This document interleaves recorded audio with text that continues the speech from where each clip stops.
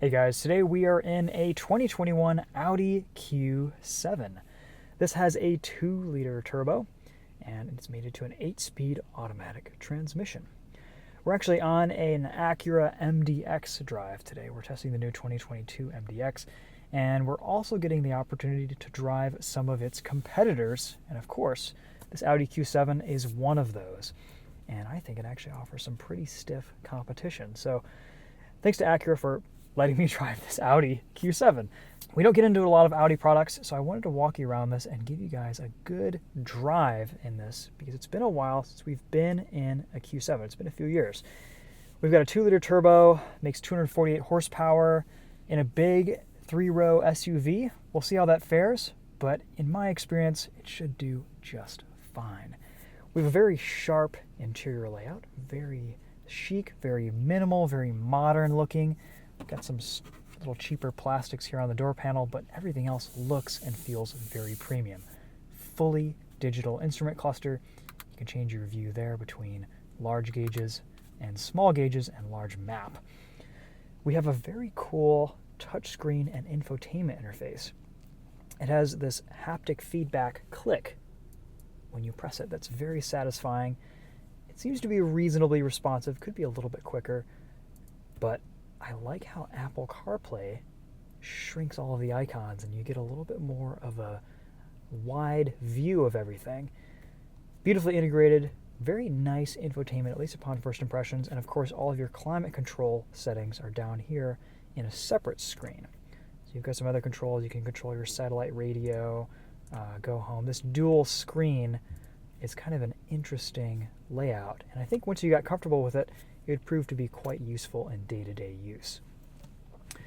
Interesting transmission selector, kind of confusing upon first use, but once you get comfortable with it, you just have to get used to the park button and your thumb. Ergonomically, I think it actually works pretty well, and it's a cool shape. Very neat. We have wireless Apple CarPlay and Android Auto, which is connected right now.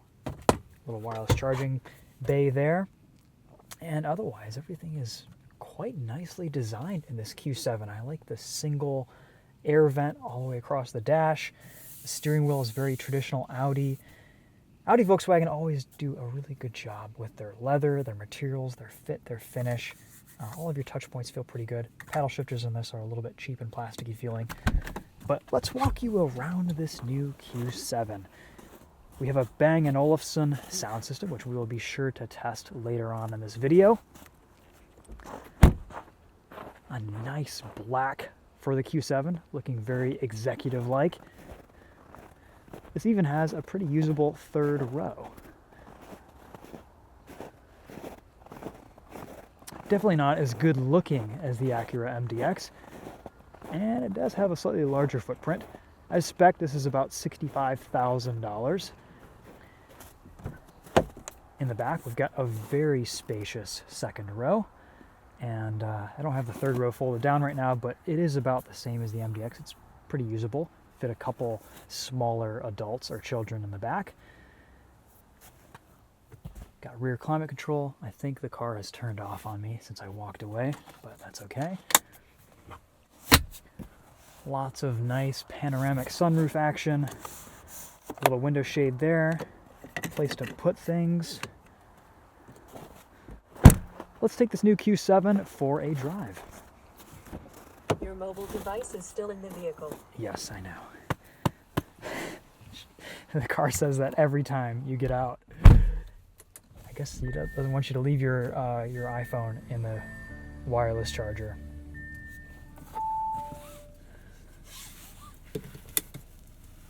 So we've got a few different drive modes. We have auto, comfort, off-road, dynamic, individual. Let's try automatic and see how that goes. Quattro all-wheel drive, which should prove quite potent in the snow.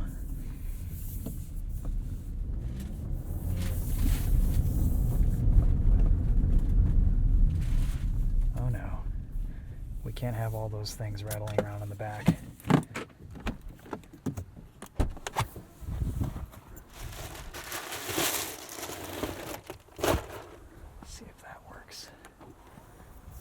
Course, the car's turned off on me again.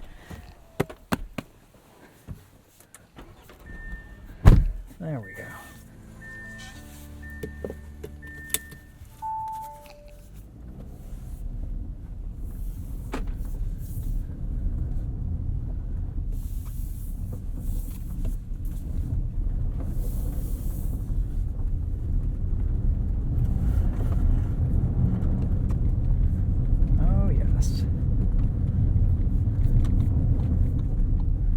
We've got some, this is a dealer car, so we've got some things rattling around in the back, floor mats, some bags, so just be aware that normally wouldn't be the case.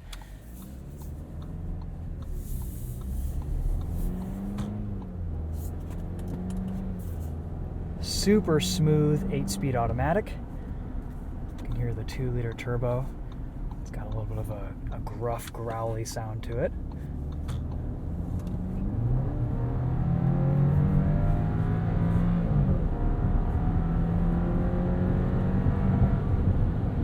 Definitely not as much power as the V6 power plants in some other vehicles in this class, like the RX and the MDX.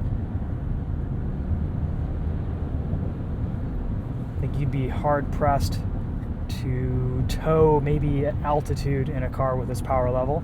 But for normal driving, for most people's use, the 2-liter turbo is probably going to be just fine. Let's put in a dynamic mode and see how it handles some of these corners.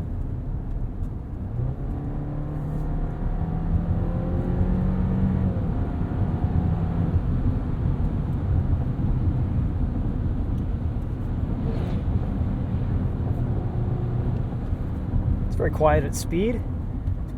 Dynamically, this is definitely one of the more interesting offerings in the class. It feels light on its feet relatively for being a big SUV. Steering feels nice, it's very solid. I have great visibility in this Q7.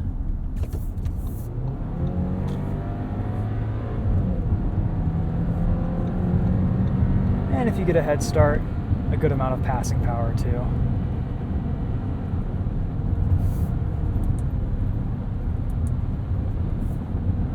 I'm not a huge fan of a lot of these buttons and controls on the screen. I think actually having physical knobs is a little bit nicer, and I do miss the tactile feel of Audi's knobs. They had a cool metallic sound when you turn them, and they just felt nice.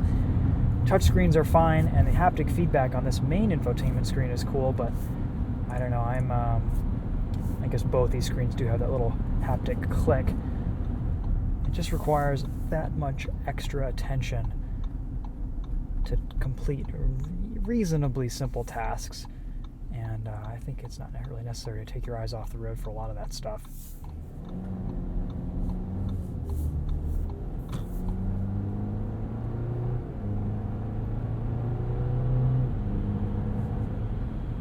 This drivetrain is super smooth. Shifts are virtually seamless between gears.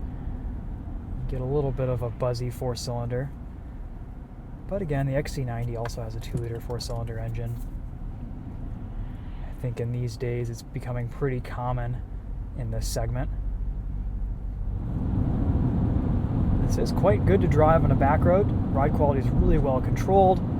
It handles beautifully.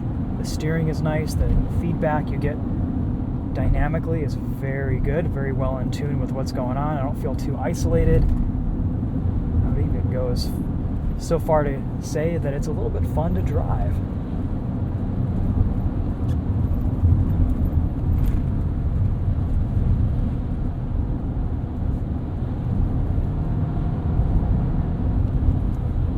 Really, the only disappointment here is just this 2-liter turbo. It feels a bit sluggish. I think this engine works really well in some other vehicles, some other smaller vehicles in Audi's lineup, like the A4. It's a fantastic powertrain. Might as well put us into full dynamic here since we are on a back road. Interior is a little bit rattly over some of these bumps.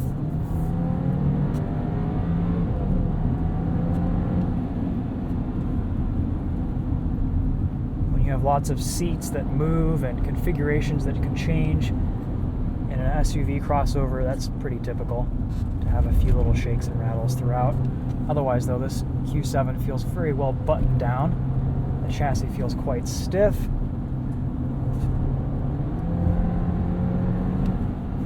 I love the steering in this Q7. Compared to the MDX, I think it's a little bit less athletic. The MDX really does have fantastic driving dynamics with a double wishbone front suspension and multi-link rear. They've done a really good job tuning and stiffening that chassis. That said, though, this Q7 isn't bad, and it does offer some pretty strong competition to the new MDX in terms of feel and luxury, the fit, the finish, the way this Q7 feels when you get into it. You kind of have to decide if you prefer physical touchscreens or the touchpad layout in the MDX if you're comparing infotainment screens.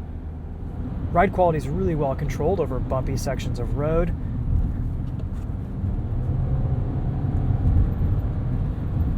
The longer wheelbase definitely helps with some of that. Like I said earlier, it's been such a long time since we've driven modern Audi products. I do kind of prefer this to some of the other German offerings. I think what Mercedes-Benz is doing is a little bit overly complicated. All the screens, it's just a bit too much. It requires so much involvement from the driver. And this is a more simple system.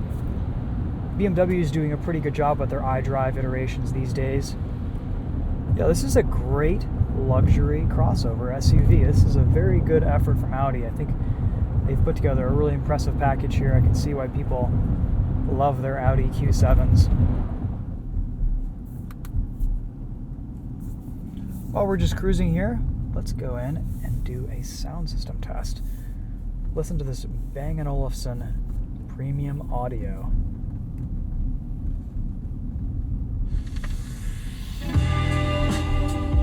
I like that the volume and track selection controls are all integrated together down here.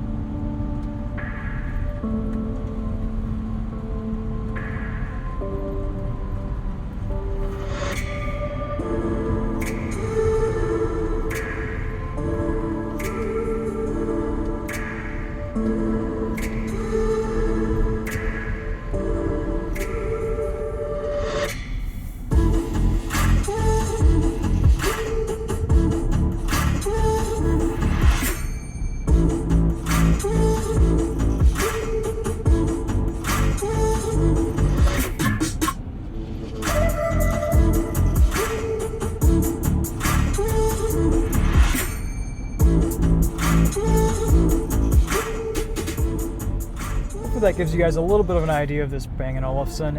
It's honestly, when you compare it to the Volvo's audio system and the MDX's ELS, it's good, it's okay, but I don't know, it doesn't really hold a candle to the MDX. That ELS system in the MDX is reason alone to buy that car, and if you're an audiophile, I think you'll be reasonably pleased with this, but I mean, might as well just go for gold.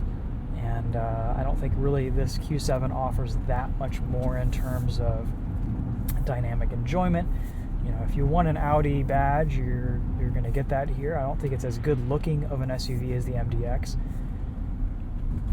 So I don't know, there's some stiff competition here. It kind of depends on personal preference and what you value and what you want out of a 3-row crossover, but you know, I think there's a lot that this new 2022 MDX has going for it. If you haven't already, check out my review of that car. It's been very interesting to drive the Q7, the old MDX, and the Lexus RX 350L in conjunction with each other. I think Acura was smart in not bringing a BMW into the mix, because that would probably be class leading in my opinion. But the RDX does come in very close against these top offerings, whereas before that wasn't necessarily the case. Pretty impressive stuff here from Audi, and this Q7 has come a long way since the one I drove a few years ago. I'm not as big of a fan of all this gloss black plastic, but I think if you keep it clean, it should look pretty good. And they have integrated it in some higher traffic areas, so expect that to probably get scratched up over time. But for the most part, the materials, the interior quality in this is very nice. I like what Audi does with their leathers. The steering wheel has a really nice feel to it. It's kind of the right thickness. BMW tends to go overly thick with their wheels, and this thin spoke design just feels very nice in hand. And I like what Audi's done with the design of this cabin. Yes, there are some plastics and cheaper rubbers around here that don't look that great, but most of your touch points and most of the finishing elements look pretty nice in this car. All right, guys, well, that's going to wrap things up for the Audi Q7. Thanks again for watching. Let me know if you guys have any questions in the comments. Oh boy, getting a little bit slippery out here. We'll just park it right here, and that'll be the end of this video. Thanks for sticking around.